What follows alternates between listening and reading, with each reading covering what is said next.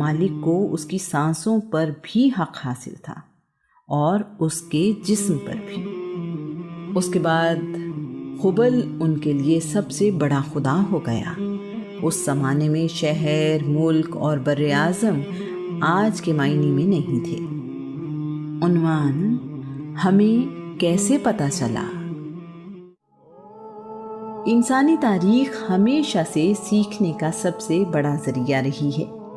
پہلے تاریخ لوگوں کی یادداشت کے ذریعے سے آنے والے دور تک پہنچتی رہی اور نسل در نسل آگے چلتی رہی۔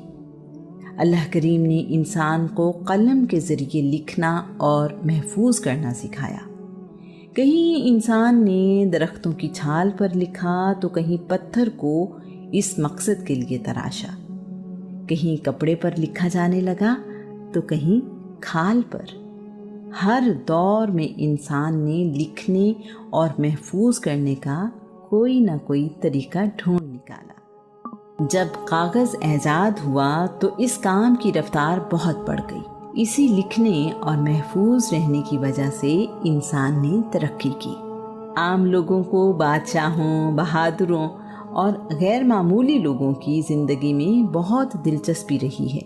اللہ کے نبی آدم علیہ السلام سے لے کر محمد رسول اللہ تک اس دنیا میں مختلف وقتوں میں نبی اور رسول آتے رہے اور لوگوں کی زندگیوں میں انقلاب لاتے رہے۔ ان لوگوں کی تعلیمات تو ہدایت کا ذریعہ تھیں ہی، ان کی اپنی زندگیاں بھی انسان کی رہنمائی کے لیے بہت اہمیت رکھتی ہیں۔ ان کی زندگیوں کے متعلق ذکر آسمانی کتابوں اور صحیفوں میں بھی ملتا ہے۔ قرآن مجید اس سلسلے میں ہماری سب سے زیادہ رہنمائی کرتا ہے۔ قرآن مجید ہمارے لیے سب سے بڑا ذریعہ ہے جو ہمیں رسول اللہ کی زندگی کے متعلق معلومات فراہم کرتا ہے۔ اس کے بعد رسول اللہ کی زندگی کے بارے میں آپ کے ساتھیوں نے بتایا اور ہم تک یہ معلومات پہنچائیں۔ اس زمانے کی تاریخ کے بارے میں ہمیں بہت کچھ حدیثوں کی کتابوں سے ملتا ہے۔ اس دور کے بہت سے مخطوطے یعنی مینیوسکرپٹ بھی ملتے ہیں۔ رسول اللہ کی زندگی کی بہت سی باتیں کسی نہ کسی طرح لکھی ہوئی محفوظ ہیں۔ اس کے علاوہ رسول اللہ کی زندگی، جسے آج ہم سیرت رسول کہتے ہیں، رسول اللہ کے دور کے بہت ہی قریب کتابوں کی شکل میں محفوظ ملتی ہے۔ ابن اسحاق اس سلسلے میں بہت اہمیت رکھتے ہیں۔ رسول اللہ کے دور میں موجود کم و بیش 1,20,000 صحابہ نے کم از کم ایک بات اپنے بعد آنے والے لوگوں کی رہنمائی کے لیے بتائی ہے۔ کسی فرد واحد کے بارے میں اتنی معلومات اسی زمانے میں رہنے والوں کی زبانی اس طرح کہیں محفوظ نہیں ملتی۔ رسول اللہ کے بعد بھی ایسی تفصیل کسی اور شخصیت کے بارے میں ہمیں نہیں ملتی۔ عرب میں شاعری کی اہمیت سے ہم اچھی طرح واقف ہیں۔ عرب شاعری کے بارے میں کہتے ہیں، شاعری عرب لوگوں کی تہذیب کا محافظ خانہ ہے۔ اس دور کی شاعری بھی اس سلسلے میں ایک اہم ذریعہ ہے۔ بدقسمتی سے رسول اللہ کے دور میں ارد گرد کے ملکوں میں کیا ہوتا رہا، ایسا تاریخ میں محفوظ نہیں ہے۔ اس دور میں بادشاہوں کے درباروں میں تاریخ دان ہوا کرتے تھے۔ اس کے باوجود اس صدی کے متعلق محفوظ چیزیں نہیں ملتی۔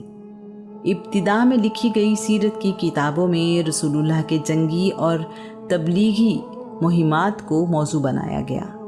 بعد ازاں رسول اللہ کی زندگی کے ہر پہلو پر لکھا گیا۔ سیرت رسول پر مکمل کتاب ہمیں ابن ہشام نے دی۔ ابن ہشام نے ابن اسحاق کے کام کو 2 حصوں میں ترتیب دیا۔ یہ کتاب آج بھی موجود ہے۔ ابن سعد نے ایک بہت بڑی کتاب طبقات سعد کی صورت میں ترتیب دی۔ اس میں صرف رسول اللہ کی زندگی کے بارے میں ہی نہیں بلکہ آپ کے ساتھیوں کے بارے میں بھی ہمیں معلومات ملتی ہیں۔ ابن کلبی اور البلاذری نے بھی اس کام میں اپنا حصہ ڈالا۔ رسول اللہ کی سیرت کے بارے میں ہر زبان اور ہر دور میں ہی لکھا گیا۔ ہمیں رسول اللہ کے بارے میں سب کچھ قرآن مجید، حدیث، تاریخ اور سیرت کی کتابوں سے پتہ چلا۔ انہی ذریعوں سے ہمیں پتہ چلا کہ رسول اللہ کی زندگی کیسی تھی، عادتیں کیسی تھیں، ظرف کیسا تھا، جنگیں کیسے ہوئیں، رسول اللہ کیسے تاجر تھے، کیسے خامند تھے، کیسے باپ تھے، آپ کی زندگی میں معاملہ فہمی کیسی تھی، لباس کیسا پہنتے تھے، کیا کھاتے پیتے تھے، خوشی اور غم کا اظہار کیسے کرتے تھے، ایک مہاجر سے لے کر ایک ریاست کے سربراہ کیسے بنے، ایک یتیم خود یتیم پرور کیسے بنا۔ رسول اللہ کا علم وسیع نظری لوگوں کی زندگیوں میں کیسے انقلاب لائی۔ مجبور کر کے اپنے شہر سے نکالا جانے والا جب اسی شہر کا فاتح بن کر آیا تو بدلہ لینے کی بجائے سب کو معاف کر دیا۔ یہ سب ہمیں قرآن مجید، حدیث اور ابتدائی کتابوں سے پتہ چلا۔ عرب میں شاعری کی اہمیت سے ہم اچھی طرح واقف ہیں۔